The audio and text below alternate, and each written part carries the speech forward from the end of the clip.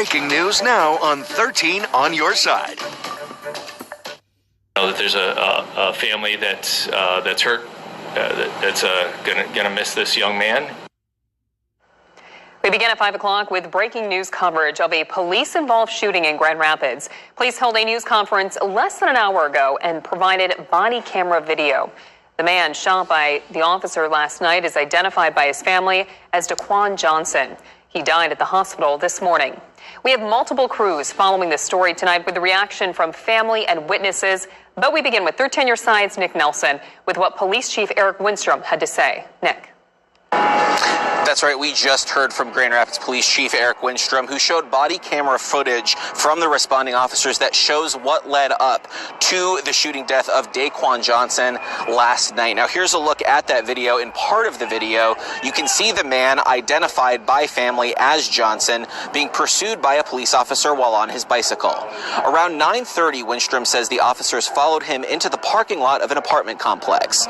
According to the video, while being restrained by the officers and the K9, one officer says that Johnson is holding a gun. 3 shots can be heard from the officers, and Winstrom says he believes the man was struck in his chest. He died from his injuries early this morning. There's a lot of inconsistencies or outright falsehoods being spread on social media, and tragically, this young man last night involved in the shooting died. I'm very thankful that the officers involved were not hurt, but I know that this individual has loved ones and family members that cared about him.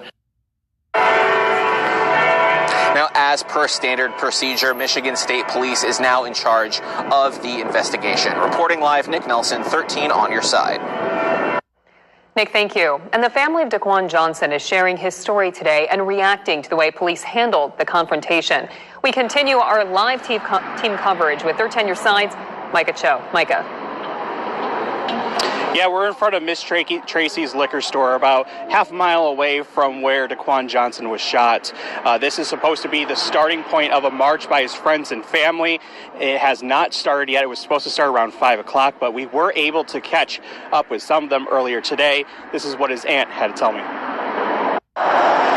We have a lot of different narratives that are going on as to what happened, but regardless of what happened, no one deserves to be handled like that. Elizabeth Elliott describes her nephew as a father who loved to sing. He loved to sing with anybody, and he could sing.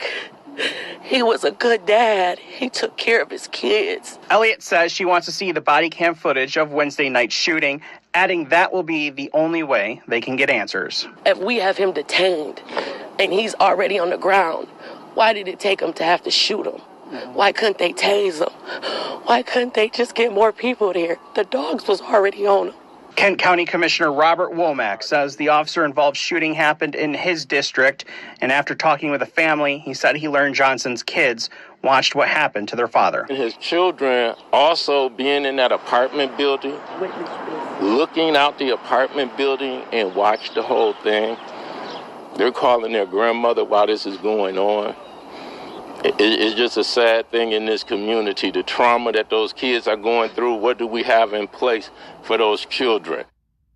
Again, that march is supposed to start here at Miss Tracy's and go about a half mile to the apartment complex. For now,